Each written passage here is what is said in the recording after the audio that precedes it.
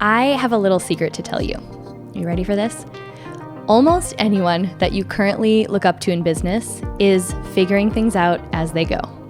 I'm serious.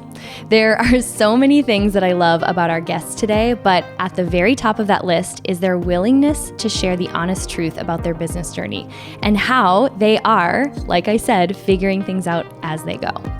Coley Arnold and Lindsey Holt have, get this, a total of 3 businesses and 7 children between the two of them. They are the founders of the Junk in the Trunk Vintage Market, the Foundress, which is a Phoenix-based community for women entrepreneurs, and their latest endeavor, the Vintage, which is a retail space and restaurant in Phoenix, Arizona as well. It's just so beautiful.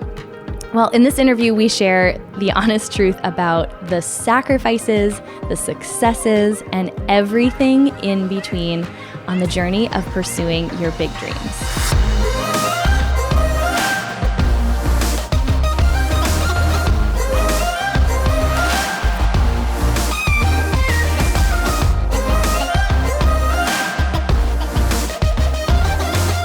Welcome back to the podcast.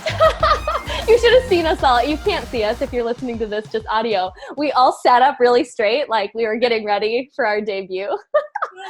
Oh my gosh. So, well, those giggles that you hear, you might have heard more giggles than typical because I have 2 guests joining me today on the podcast.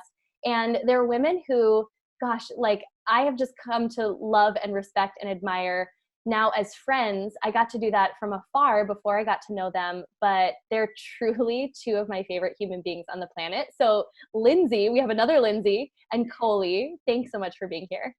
Yeah, thanks for having us. So I'm excited to jam today on a couple of things. You know, people will say to me, gosh, I just wish I could be a fly on the wall and hear what like you and your entrepreneur friends talk about. And I'm like, oh, really? Are you sure? Are you sure? And seriously, there have been a couple of conversations that we have found ourselves in, especially around some of the things that you both are doing now, that if people want to hear like what it's really, really like behind the scenes, we'll tell them. And so I'm going to have you just really start off by sharing your journey, your accidental journey into entrepreneurship. And then we're going to dig in, like we're going to give the people what they want. We will tell them what it really, really looks like behind the scenes. But truly, your story of first starting your first business, Junk in the Trunk, together, which is a vintage market. Incredible to see how that has grown. Where did that all start, and how have you truly just figured this out as you go? Whoever wants to go first. Well, like you said, it was accidental. So Lindsey and I were both we were moms and had met at a church group that we were somehow put in charge of leading. And and we were sorry, my brain, coffee has not kicked in yet. So anyway, we're friends at church, and we were both kind of like, we need something like an outlet that's different than our kids. Like, we love our kids. They're awesome.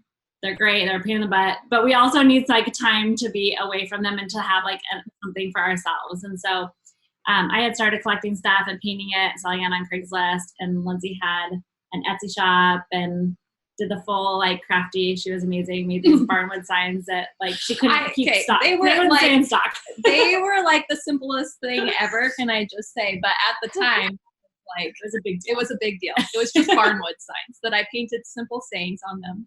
Actually, not even like sayings, words. Love, family, like that was literally it. But yeah, wow, crazy. So we were kind of doing that, and then we had decided we were like, okay, we're ready for the next step, whatever that is. And so we kind of looked to find somewhere where we could sell it in person. So we're like, we have the online aspect, but we would love to do kind of a pop-up where we kind of showcase what we have and met our customers.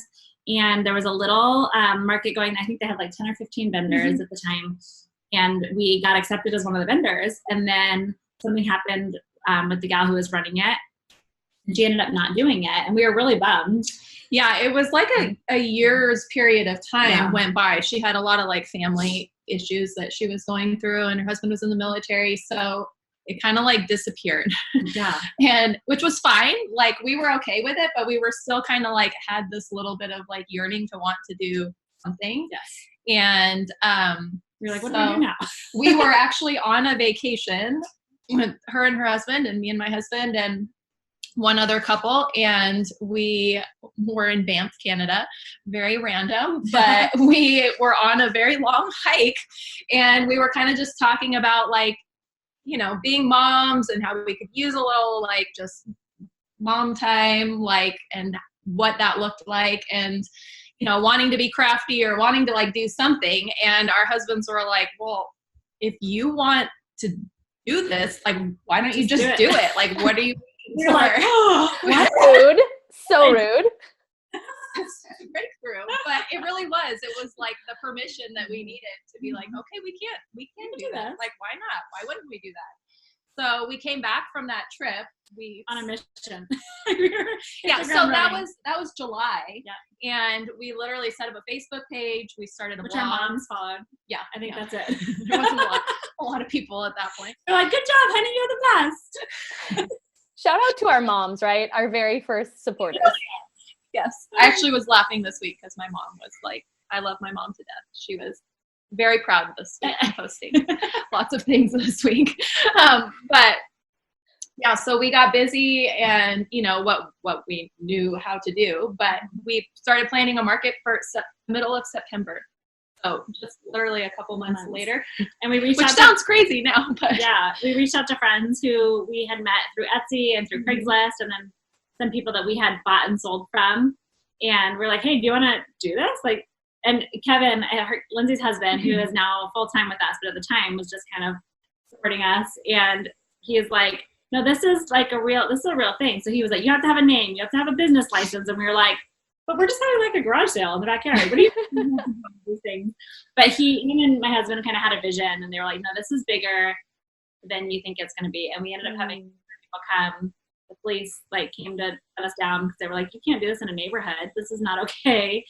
We had no idea. My brother was like doing security at the front door. Like, I mean, it was like just good. It was just us. Like, and actually that's how we know any sort of number too, was he was kind of like counting as people came in because he was greeting everyone and saying hi. And so, but yeah, I mean, there definitely was a need for it, more than we knew at the time. But I mean, vintage was, you know, this was around to stay. So pre-Joanna Gaines. No one knew what a vintage market was. It was that right there just says it all, right? Yeah. Joanna Gaines poop. No, I'm just kidding. Yeah. Just kidding, we love you. Thing where we would meet people and we were like, oh, we run a vintage market, and they're like, a what? And you know, like tube socks, and like, what do you mean, like a flea market? And we had to just like tell people and teach people what we did. It was so foreign. It wasn't. Yeah. So after that day, our husbands were kind of like, I think you started a business. Congratulations. And we were like, I don't really know what that means, but here we are, and we will figure it out. Yeah. I mean, figure it out you have, because I want to share like where the business has evolved to today, because you both, what I love about you is you are two of the most humble human beings that I've ever met. And also something we're talking about a lot within our community this year is like being bold about, because I think it actually gives women permission. It shows them what is possible, even though you figured it out as you went. How has the business evolved? Like, I know you're doing amazing things in other cities, but share just a little bit of like what it looks like today from that backyard accidental start. Well, we went from the backyard, and we definitely didn't get to where we are today, like, you know, overnight. It was definitely a long journey and lots of hard work. But we then moved to Westworld, which is a big event facility here. But we were in the parking lot, but yes, because we couldn't afford the inside building. Yes, we definitely started for I think like three markets, which was like the course of like a year that we did markets outside in Arizona. Can I just tell you, like, it was hot, like on the black like asphalt. We did our markets there because that was all we could afford. Well, and the first one we did outside, we realized, like, as we were setting up, we're like, oh, who's gonna watch this stuff? Like we have 50 vendors that are set up. All their stuff is set up the day before in the middle, like anyone could get there. And so our husbands are like, I guess we're staying the night and doing security. So my husband was asleep in the truck. Kevin was like pacing around and around the whole night, like in the middle of the night, 2 a.m. like wow, howling. Well, yeah, I was gonna say, and in the parking lot at Westworld, it's in this weird spot where it like sits down too. So it's like there is like a wind tunnel that like goes through there. And so we had all these people set up with all this glass everywhere, giant cabinets, and like things were blowing over. Kevin was paranoid all night long. So he was like pacing all night long to make sure like nothing happened to anyone's stuff that they had left in our care overnight. Wow. You learn quickly. Yes. But, you know, we slowly grew from the parking lot to the buildings. And I think now we're at about 35,000 a year that come in Scottsdale. And then we have 2 California markets. So we do one just outside of LA and one in San Diego. And we have about 10,000 a year that come to those as well. So it really has grown. And out of that has branched other businesses that we keep adding to every day. I'm like, how many do we have now? We have to count. I have to count. But it's, if you would have asked us 8-9 years ago, if we thought we would be here, we would have laughed at you. Like, there's no way. You're not business women.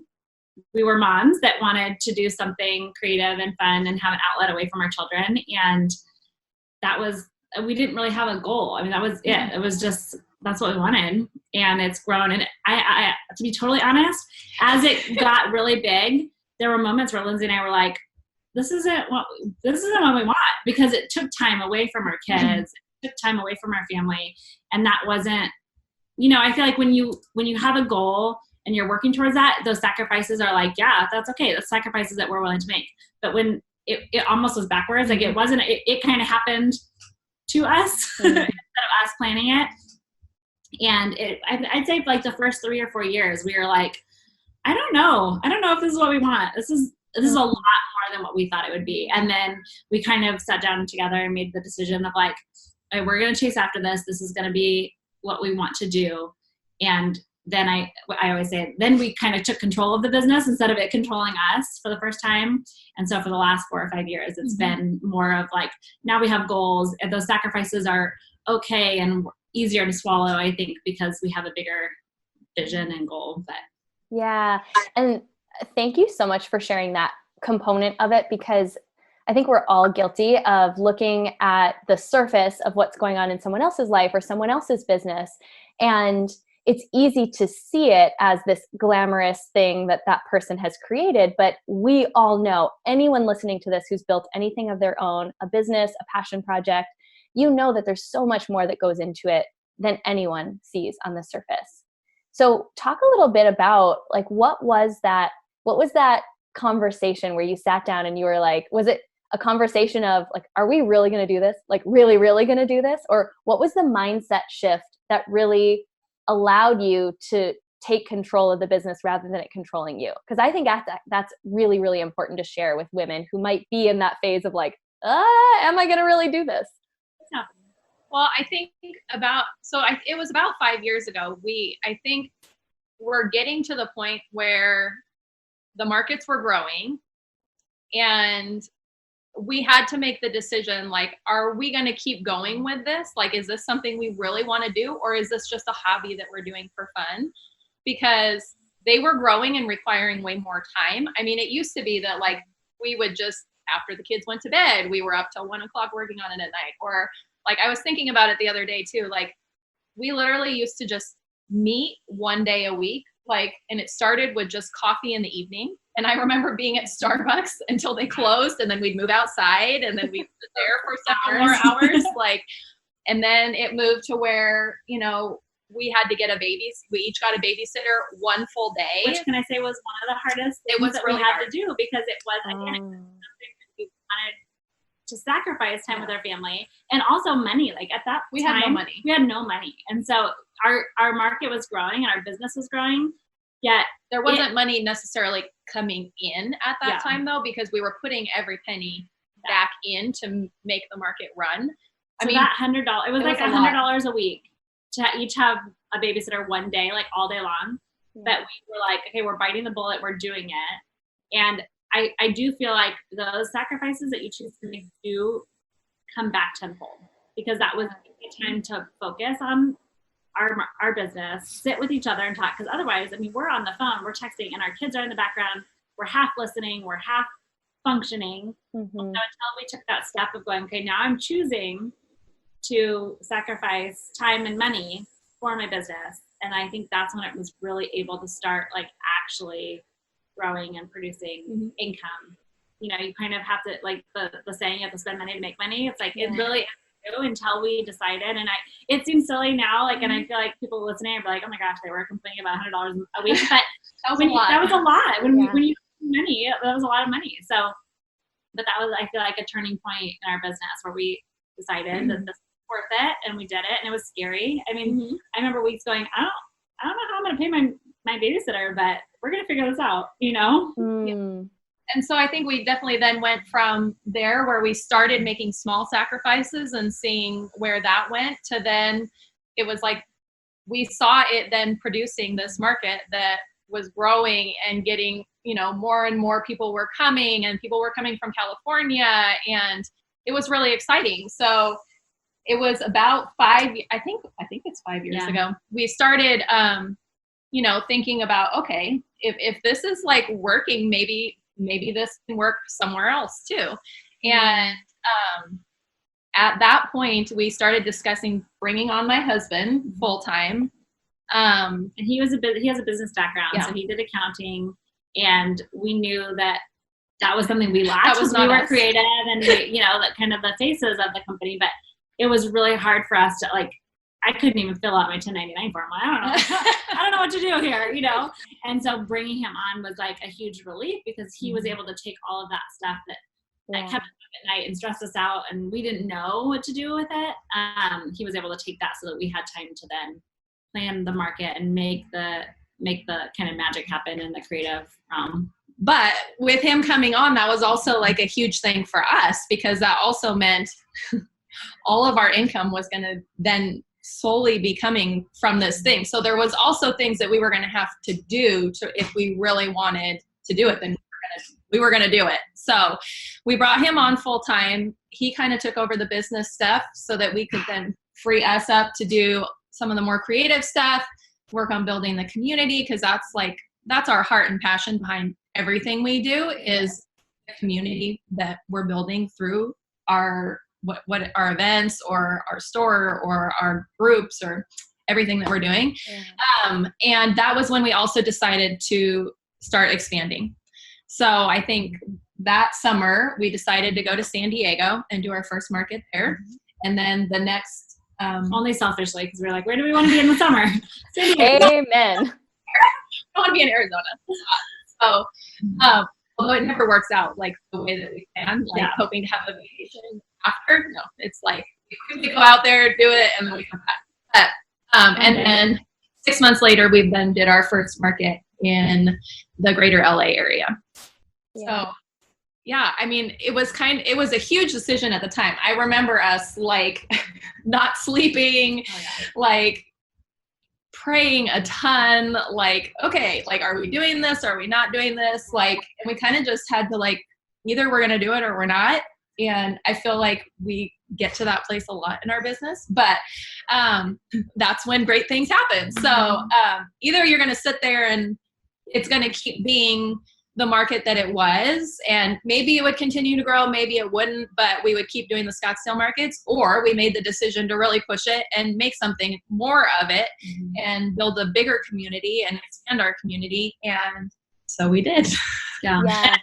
I think you made a good point of like that was your sole income. So now sacrificing the security, right? So now you have no security. And you're also working with your husband, which I mean, that doesn't work for everyone. I could not do that with my husband, and he goes the same way. But also on my side too, I was like, it was one of the hardest things. I'm like, I would give birth like a bajillion times over instead of making this decision again, because it was super hard. Like now, we're each giving up part of our income to bring someone else on in the hopes that we can make more. But there's no guarantee, right? So you're like, okay, we're making this, again, the sacrifice, And then it's like cross your fingers, like, yeah, I'm going to work my ass off, but also it doesn't guarantee anything. You can work your ass off and nothing can happen. And that happens a lot. And so it was this like, okay, I'm going to pray every single second of the day that this works out, because it was such a huge sacrifice. And obviously it has worked great, and it's been great, but there's just no guarantee in those decisions. And I think if you're in that window of decision making in your business, like, I feel like there's no advice, because no one can guarantee, like, oh yeah, for sure, if you bring this person on, or if you add to your team, or if you do this, go this direction, you're for sure going to get this outcome. No one can say that, because no one knows for sure. Yeah. Okay. There's literally so much gold in this, because like, I really see the parallel between even just that first decision to have a babysitter once a week. Then, like, as your business grows, the decisions that you're making really are bigger. And I've been having this conversation with so many people about how you're so right. Like, there's no guarantee, but we also know that there's no reward without taking that risk. So it's like this calculated decision to like go all in, knowing that there's no guarantee. But I think what stopped me for years from making those risky but calculated risk, kind of decisions, is I wanted the guarantee before I made it. So then I actually just like didn't move forward. So I got so much out of what you said there. And one of the things, like, I sought a lot of counsel during that period of time too, because I'm like, I'm going to talk to every business owner I know. I'm going to talk to people who are making millions, and I'm going to talk to people who are making zero money, and everyone in between, because I need all the, and of course everyone have different opinions and different advice, but yeah. What I kept hearing over and over and over again, and this was, again, we brought him on right before we expanded to California. And Lindsay and I did not have the capacity where we were with being moms and raising our children and also doing the business here to make it grow. Mm-hmm. So what I kept hearing over and over again is like, would you like to have, so we were 50-50 partners, and then when we brought him on, we're each a third. So like, would you like a third of the pie of this unknown number, or would you like half of nothing, because it wasn't going to happen? Yeah. Because we just didn't have the capacity to move forward. We were at our max, kind of where we were at, and we probably could have done a little bit more here, but we can only do so much before we get burned out. We're exhausted. Also raising our children. Well, I was going to say the threshold. At the time, like when we started our very first market, like our kids were really young. Like I was pregnant with my third, which when I had her, I had 3 kids under 3 at home. And my husband was never home because he was in tax accounting. And Coley soon after got pregnant with her third. So our kids were all at home, like all the time. They were always around. Never left. For all those years, like they were at home with us, which is why it was important. Like, which was why it was such a big sacrifice when we were paying that one day to like have a babysitter, was because we literally had 3 very small children that like needed our every ounce of attention all the time with us at home all the time. So that's why it was like such a bigger deal, I think, than it seemed for us. Yeah. Yeah. Okay. So knowing a little bit more of the story, I want you to share next, I mean, how everything that you learned, scaling Junk in the Trunk, whether you were learning as you go or, so you did eventually really learn some things that helped you scale it. How did that help you then when you went to found the next business, which is really how we all connected, your community called the Foundress, which has such a beautiful intention behind it. But I know that also wasn't an overnight success in terms of your vision for it becoming a reality. So share just a little bit of how did it help you to just stick it out when you were growing now this next facet of your business, knowing what you knew from your previous experience? I think when we started Junk in the Trunk, we tried to join all these networking groups, and we found over and over and over again that what we wanted, and we didn't really even know exactly what that was, but we knew that whatever we were going to wasn't it. We're like, this isn't a good fit for us. We would go to networking groups and we'd say, well, we run a vintage market, we're entrepreneurs, and they're all in the corporate world, and they go, like, that does nothing for me, and I I don't know what you're even talking about. And so there was no like collaboration. There was no community. Which is what we were all about. Yeah. We knew we needed community. We knew we needed people to encourage us. We knew we needed to learn because we didn't have no business background, no, like nothing to go off of. We literally had not ever taken a business class in our life. So we also didn't finish college, but don't tell our moms. They won't listen to this. I'm sure they won't. So we were eager to learn at the same time to know how to run a business or how to, keep it going. And so we were really desiring to find that somewhere. Well, and all of our vendors too, we realized that they were looking for a community and they were coming to us for business advice. And we're like, I mean, here's what worked for us. Like, that's all I can share with you. I don't have answers. But we realized, okay, there's something. So, I mean, for the whole 8 years of doing this, we were thinking, gosh, we wish. And finally, again, Kevin comes in and he's like, do it. And I think he saw the vision of like, because he's business minded, he's like, I get it. Like, we were coming from a place of like, I don't have the time to put 100% of my energy into this. I don't have the money or the resources to start this the way I think it needs to be started.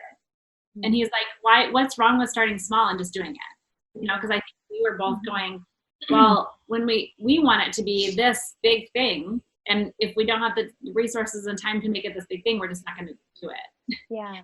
We're scared because we saw the vision, but we didn't know how to get there on some level. Yeah. I think. Oh my gosh, you guys, I wish you could see. Their lights literally just went out. We apparently got too still in our office, so there we go. That was amazing. You guys will have to watch the YouTube version of that just for the priceless moment where they literally were just all of a sudden in the dark. That was amazing. Yeah, more hand gestures, please, so that light doesn't time out on you. That was amazing. Oh, sorry about that. I know. But seriously, it was like we finally sat there almost 2 years ago, and he said, "You either have to shit or get off the pot. Like, if you guys keep talking about this great adventure and business, but no one's doing anything about it." I mean, we felt like we weren't equipped with the resources, we weren't equipped with the time. And he's like, there's nothing wrong with starting small. And I think you think because you already have a successful business that this next venture has to be successful right from the start. And I think we had expectations of that. And he's like, no, that's not how it works. You have to start from the bottom again.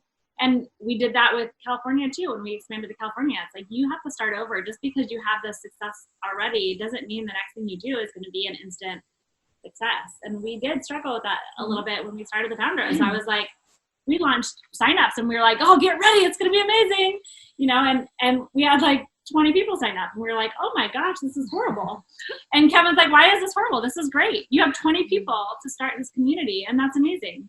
Yep. And my husband was saying the same thing, but I think personally, I was like, well, I expected it to be 150, and which is crazy when you think about it. Like, why? Like, we say it all the time. When you build it, they will come. Well, that's not true.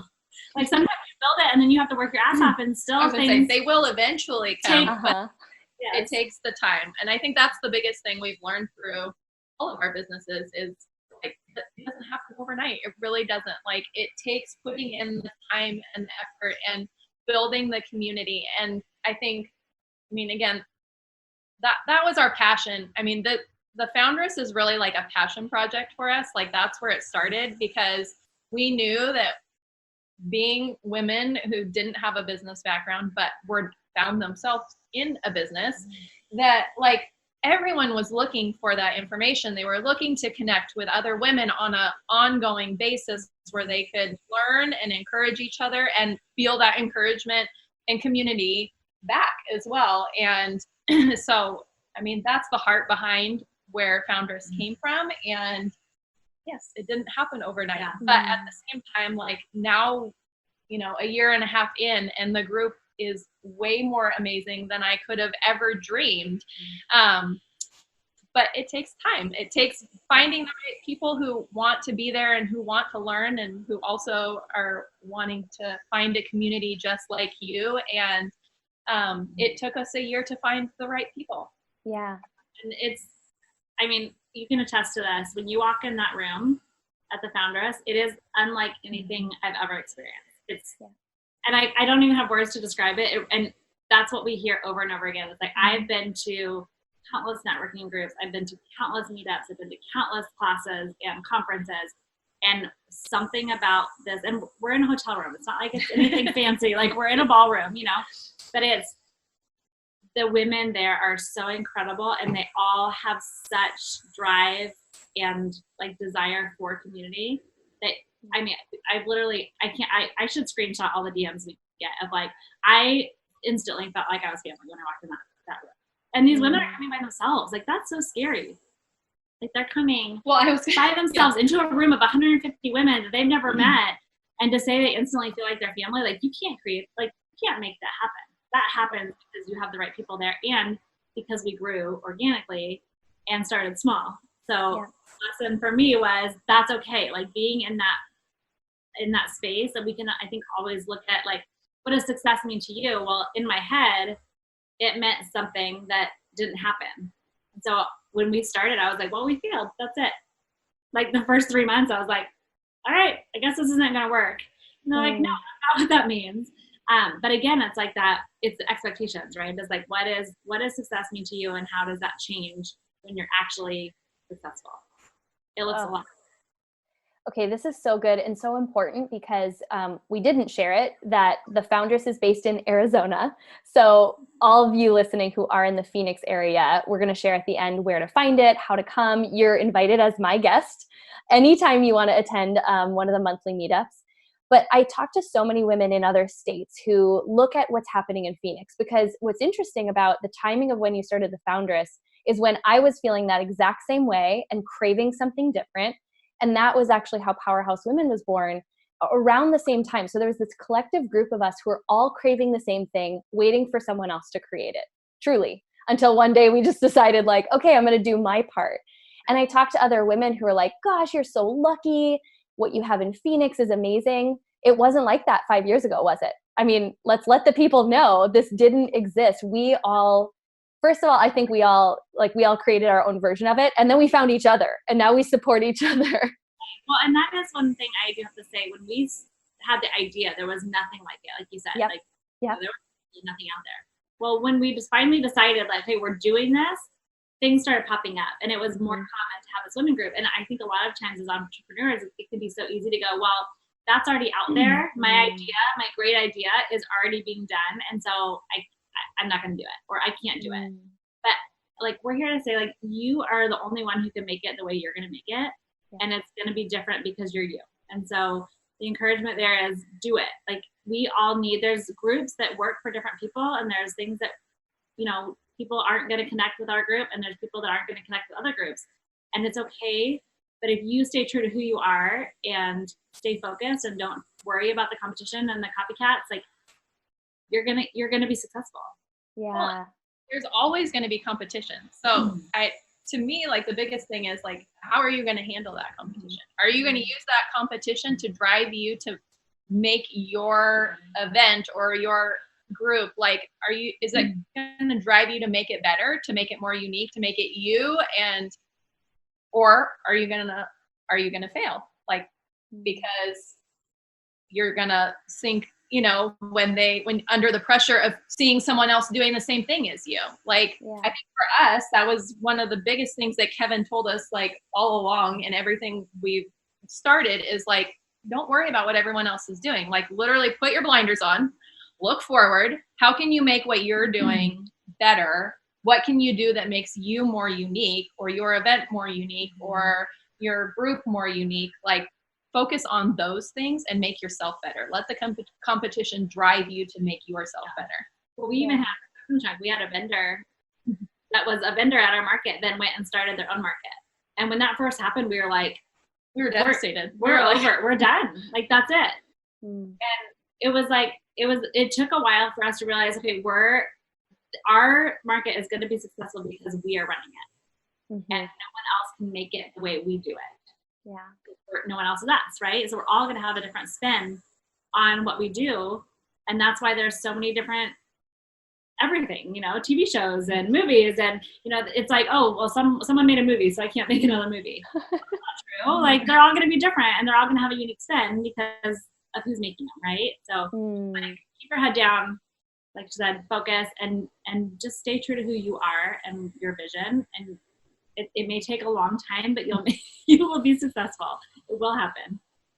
I love that so much. And something you've shared throughout is just your heart for building community. And you truly are both two of the best community builders that I've ever met. It's been such an honor to get to be a part of the Foundress community, to meet these women. Like they said, it truly is a feeling unlike any other. You can't really describe it in words. So for people who are in Arizona or will be visiting Arizona, we'll even take them.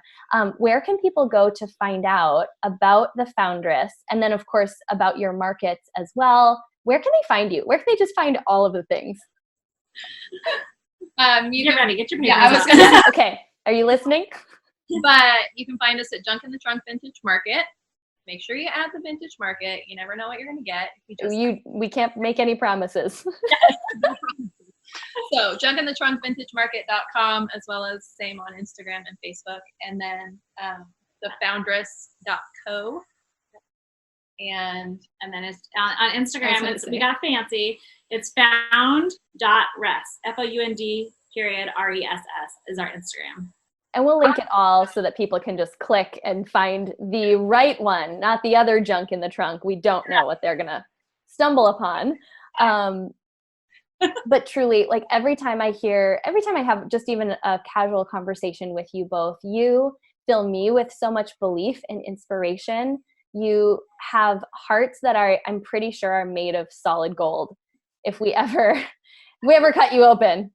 Very sweet. Thank you.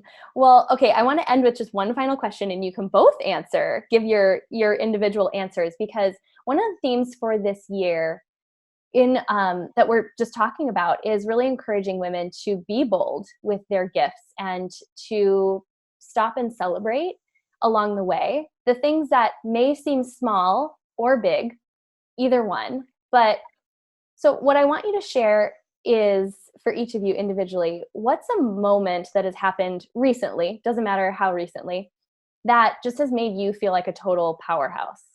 Like where you were like, yeah, all right. Well, we didn't touch on our other business that we just recently started, but we just opened a store and restaurant in Phoenix as well, called the Vintage Arcadia. And I think for me, like, opening the doors of the Vintage Arcadia was like such a big deal for us. And I feel like we had kind of from the very beginning always talked about some kind of retail space. We didn't want it to be a traditional, just a store. Like we wanted it to be this unique space. And I feel like it took us a very long time to get here. If anyone's counting, that's 9. But last month we opened the doors to our very first retail location, and we purchased the building and opened a unique mixed-use space where we can host events. Again, bring our community in, a space for the neighborhood. One of our friends has her restaurant in here, and I think to me that just, again, opening the doors on that space that has been like on our heart for so long was a really big deal. Yeah. And it's beautiful. It's such a beautiful space. Okay, so do you have a different one, Coley? I would probably say mine would be the same, and also having a baby during that time. NBD, just creating life, and my third business. Life, for the 4th time. Which is great timing. I'm really good at the time. I'm really great at it. It's like, oh, we're gonna open a store. Okay, let me have a baby too, because at the same time, that's easy. Naturally, right? Now, I do think I don't know. I think the theme of like all of our businesses and what I've learned and sitting with women as we've started the Foundress is, for some reason, women and myself included, we feel like we need permission. And kind of Kevin had been that sounding board, my husband had been that sounding board as we kind of built our businesses. And now we get to be that sounding board for women in the Foundress. And it's so funny because it seems so silly. I've gotten a coffee with, I can't even tell you how many women, and they're telling me like, I want to do this, and they talk the whole time, and I listen the whole time. And then at the end I say, just do it.